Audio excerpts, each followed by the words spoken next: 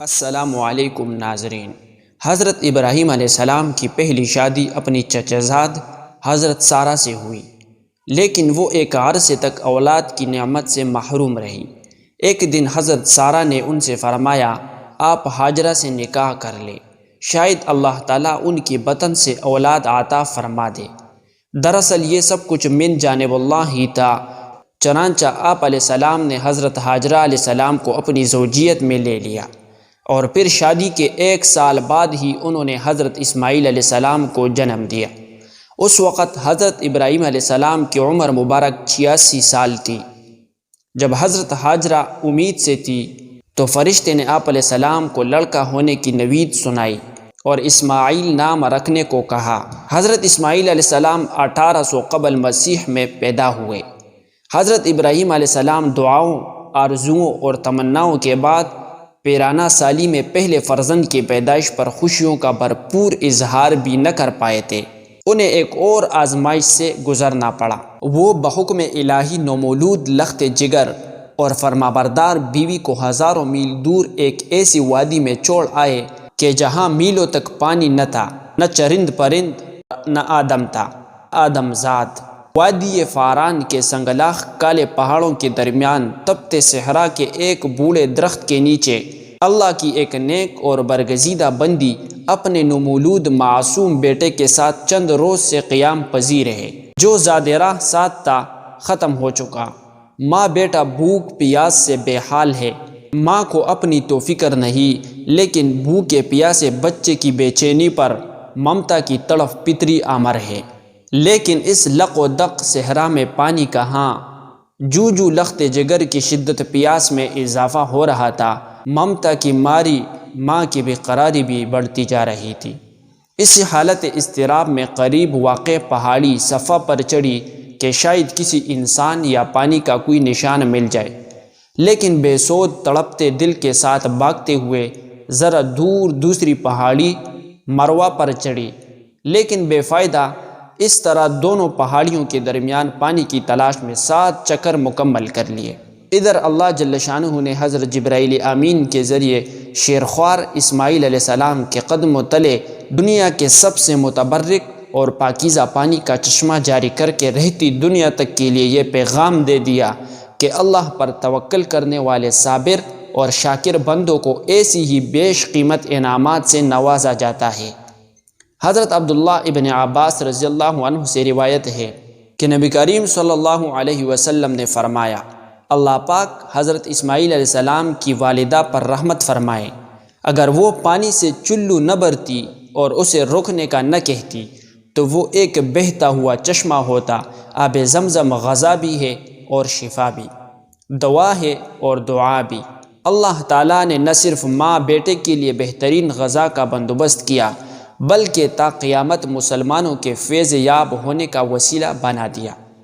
حضرت ہاجرہ اپنے صاحبزادے کے ساتھ وہی رہ رہی تھی کہ ایک روز عرب کے قبیلے بنو جرہم کے کچھ لوگ پانی کی تلاش میں وہاں پہنچے اور حضرت ہاجرہ کی اجازت سے وہاں رہائش اختیار کر لی۔ پھر دوسرے قبائل بھی وہاں آ کر آباد ہوئے اور یوں دیکھتے ہی دیکھتے وہ سنسان صحرا دنیا کے سب سے مقدس اور متبرک اور عظیم شہر مکہ مکرمہ میں تبدیل ہو گیا۔ حضرت ہاجرہ علیہ السلام نے بیٹی کی پرورش اور تعلیم اور تربیت پر خصوصی توجہ دی۔ 13 سال کا طویل عرصہ جیسے پلک جھپکتے گزر گیا۔ حضرت اسماعیل علیہ السلام مکے کے مقدس فضاؤں میں آب زمزم پی کر اور صبر اور شکر کی پے کر عظیم ماں کی آغوش تربیت میں پروان چڑھتے ہوئے بہترین صلاحیتوں کے مالک خوبصورت نوجوان کا روپ دھار چکے تھے کہ ایک دن حضرت ابراہیم علیہ السلام تشریف لائے اور فرمایا، اے بیٹا، میں خواب میں دیکھتا ہوں کہ گویا تمہیں ذبح کر رہا ہوں، تو تم سوچو کہ تمہارا کیا خیال ہے؟ فرمانبردار بیٹے نے سر تسلیم خم کرتے ہوئے فرمایا، ابا جان، آپ کو جو حکم ہوا ہے وہی کیجیے، اللہ نے چاہا تو آپ مجھے صابرین میں پائیں گے۔ سورہ صافات۔ حضرت اسماعیل علیہ السلام کا یہ سعادت مندانہ جواب دنیا بھر کے بیٹوں کے لیے آداب فرزندی کی ایک شاندار مثال ہے۔ اطاعت اور فرمانبرداری اور تسلیم اور رضا کی اس کیفیت کو علامہ اقبال رحمہ اللہ نے یوں بیان کیا، یہ فیضان نظر تھا یا کہ مکتب کی کرامت تھی، سکھائے کس نے اسماعیل کو آداب فرزندی۔ حضرت ابراہیم علیہ السلام نے بیٹے کا جواب سنا تو انہیں سینے سے لگایا اور حضرت ہاجرہ علیہ السلام کے پاس لے آئے۔ فرمایا، اے ہاجرہ، آج ہمارے نور نظر کو آپ اپنے ہاتھوں سے تیار کر دیجئے۔ ممتا کے مقدس شیرے اور انمول جذبوں میں ڈوبی ماں نے اپنے اکلوتے بیٹے کو نئی پوشاک پہنائی، آنکھوں میں سرما، سر میں تیل لگایا اور خوشبو میں رچا بسا کر باپ کے ساتھ باہر جانے کے لیے تیار کر دیا۔ اسی اثناء میں حضرت ابراہیم علیہ السلام بھی ایک تیز دار چوری کا بندوبست کر چکے تھے۔ پھر بیٹے کو ساتھ لے کر مکے سے باہر مینا کی جانب چل دیے۔ شیطان نے باپ بیٹے کے درمیان ہونے والی گفتگو سن لی تھی۔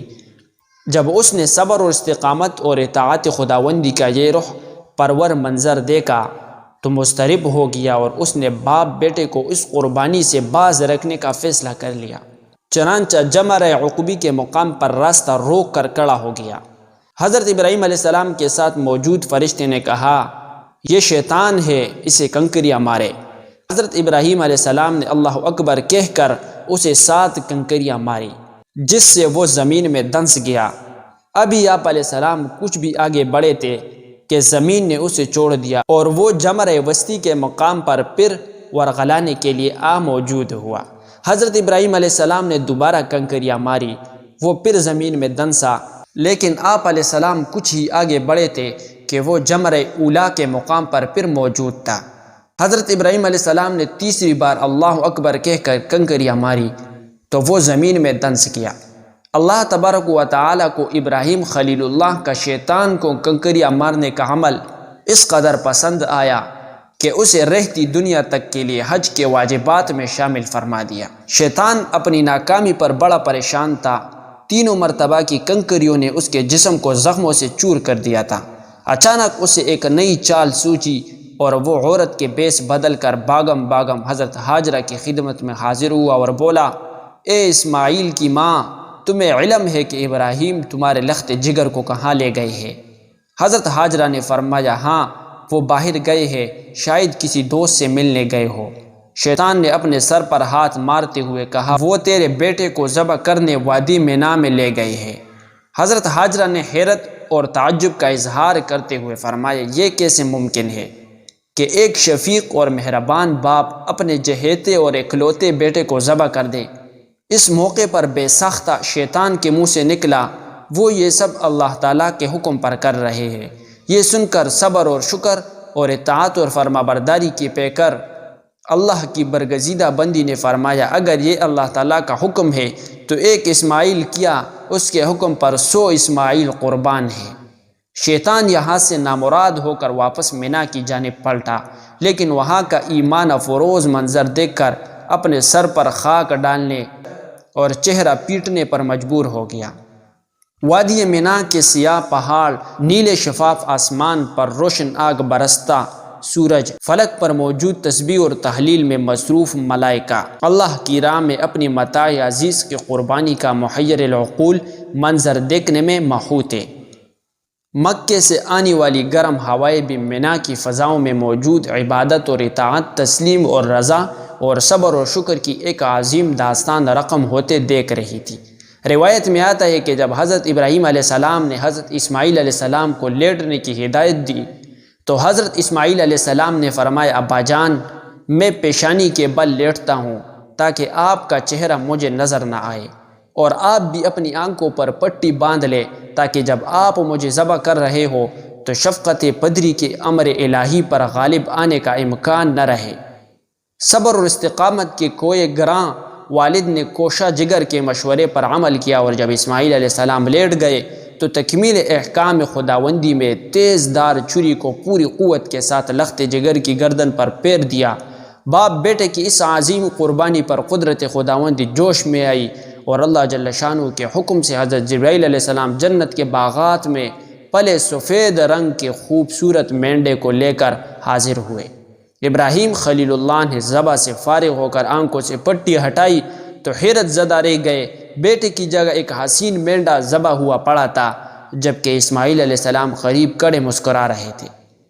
اسی اثنا میں غیب سے آواز آئی، اے ابراہیم تم نے اپنا خواب سچا کر دکھایا، بے شک ہم نیکی کرنے والوں کو ایسا ہی بدلہ دیا کرتے ہیں۔ حضرت ابراہیم علیہ السلام اور حضرت اسماعیل علیہ السلام کے اس بے مثال جذبہ ایثار، اطاعت اور فرمانبرداری، جرت اور استقامت، تسلیم اور رضا اور صبر اور شکر پر مہر تصدیق ثبت کرتے ہوئے اللہ تعالیٰ نے قرآن پاک میں فرمایا، اور ہم نے اسماعیل علیہ السلام کی عظیم قربانی پر ان کا فدیہ دے دیا۔